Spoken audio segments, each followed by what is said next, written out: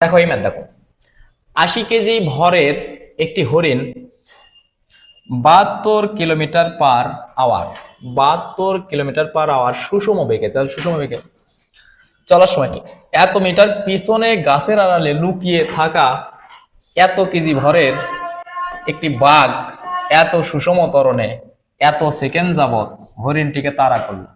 বাঘটির পক্ষে হরিণটিকে ধরা সম্ভব হবে কিনা গাণিতিকভাবে। আচ্ছা, প্রথম কথা আমরা একটু চিত্র দাগাবো। দেখো চিত্র দাগাই,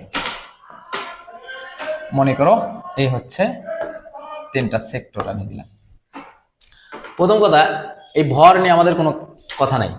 এত কেজি ভরের একটি হরিণ এত সুষম বেগে চলার সময়, তার মানে 75 মিটার পিছনে, এখানে ছিল বাঘ, এখানে মনে করো বাঘ, এইটুকু হচ্ছে 75 মিটার, আর এখানে ছিল হরিণ, এখানে ছিল হরিণ। ওকে, তাহলে বাঘ এবং হরিণকে আমরা দেখালাম। দেখো বাঘ বাঘ কত মিটার পিছনে ছিল? 75 মিটার পিছনে। এখানে কিন্তু বলেছে 75 মিটার পেছনের গাছের আড়ালে লুকিয়ে থাকা এত কেজি ভরের বাঘ এত সুষম ত্বরণে এত সেকেন্ড যাবত হরিণটিকে তাড়া করলো। তাহলে এই দিকে তাড়া করছে কাকে? হরিণটিকে। কত সেকেন্ড যাবত? 30 সেকেন্ড যাবত। কত ত্বরণে? এত সুষম ত্বরণে হরিণটিকে তাড়া করলো। বাঘটির পক্ষে হরিণটিকে ধরা সম্ভব কিনা গাণিতিকভাবে বিশ্লেষণ করো। আচ্ছা, আগের ম্যাথ যেটা করলাম আমরা ইঁদুর আর বিড়ালের ম্যাথ কিন্তু সেম। দেখো তো, এ সুষম ত্বরণে আসতেছে কত সেকেন্ড? 30 সেকেন্ড। তাহলে 30 সেকেন্ডে আর অতিক্রান্ত দূরত্ব আমরা বের করব। আর হরিণও কিন্তু ওই 30 সেকেন্ড থেমে নাই। 30 সেকেন্ড যাবত সে কি করছে? তাড়া করছে। হরিণও তো 30 সেকেন্ড থেমে নাই। হরিণটি কিন্তু ওই 72 কিলোমিটার পার আওয়ার সুষম বেগে চলার সময় ওই যে চলতেছে, ও কিন্তু ওই 30 সেকেন্ড যাবে। তাহলে এ যে 30 সেকেন্ডে অতিক্রান্ত দূরত্ব যাবে, আর বাঘ এই 30 সেকেন্ডে যাবে, দেখো তো এর অতিক্রান্ত দূরত্ব আর এর অতিক্রান্ত দূরত্ব দুইটা বের করব। করার পর আমরা দেখব যে এ কত গেল আর এ কত গেল, তাহলে কিন্তু পাওয়া যায়। অথবা তুমি সময়ও বের করতে। তাহলে দেখো আমরা দুই ক্ষেত্রে, প্রথম হরিণের ক্ষেত্রে যে হরিণ এই 30 সেকেন্ডে যতটুকু গেল সেটুকু বের করব, আর তার সঙ্গে 75 মিটার যোগ করব। যোগ করে এই যদি 30 সেকেন্ডে অতদূর যাইতে পারে তাহলে ধরতে পারবে। তাহলে হরিণ তো সমবেগে। দেখো হরিণ কি বলছে? সমবেগে। হরিণ এত সুষম বেগে। তাহলে হরিণের বেগটা আমরা বের করি। হরিণের বেগ এখানে দেখো 72 কিলোমিটার পার আওয়ার। তাহলে এটা হচ্ছে ভি, যেহেতু সুষম বেগে ভি 72 কিলোমিটার পার আওয়ার। এটাকে আমরা মিটার পার সেকেন্ডে কনভার্ট করবো। তাহলে 3.6 দিয়ে ভাগ দেবো, তাহলে 72 ডিভাইডেড 3.6, তাহলে আসে আমাদের 20।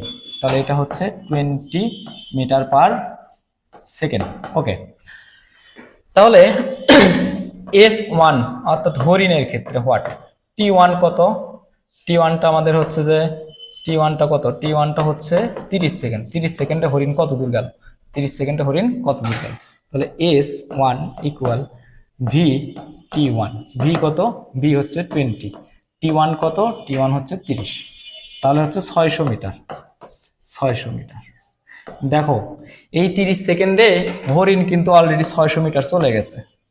এইবার বাঘ যদি হরিণকে ধরতে চায়, দেখো তো বাঘ যদি হরিণকে ধরতে চায় তাহলে বাঘকে এইখান থেকে এই বিন্দুতে যাইতে হবে না? তো এইটুকু মানে কি? এইটুকু হচ্ছে 75, এইটুকু হচ্ছে 75 মিটার, আর এইটুকু কি 600 মিটার। তাহলে টোটাল কত মিটার? টোটাল কিন্তু আসলে 675 মিটার বাঘকে যাইতে হবে। আমরা কোনোভাবে যদি S2 এটা পাই যে বাঘ এত মিটার গেছে, তাহলে কিন্তু বাঘটা ধরতে পারবে। তাহলে বাঘের ক্ষেত্রে দেখো, বাঘের ক্ষেত্রে কি? S2 equal UT plus half A T square. U তো 0, স্থির অবস্থা। হাফ এ কত? দেখো তো বাঘের ক্ষেত্রে ত্বরণ কত দেওয়া আছে? বাঘের ক্ষেত্রে ত্বরণ দেওয়া আছে 1.5। 1.5 টি কত? 30, তার উপর কত? স্কোয়ার। এবার ক্যালকুলেটর মারি, তাহলে 0.5 ইন্টু 1.5 ইন্টু 30 স্কোয়ার, তাহলে এখানে আসে 675। দেখো তার মানে বাঘ কিন্তু ধরতে পারবে। তাহলে 30 সেকেন্ড পর বাঘ আসলে হরিণের কাছে পৌঁছাবে। তার মানে দেখো হরিণ যতটুকু গেছে ওই 75 মিটার আসার পরেও হরিণের কাছে ওইটুকু গেছে, ওই একই সময় 30 সেকেন্ড সময়, তাহলে ধরতে পারবে। অতএব বাঘ হরিণটিকে ধরতে পারবে।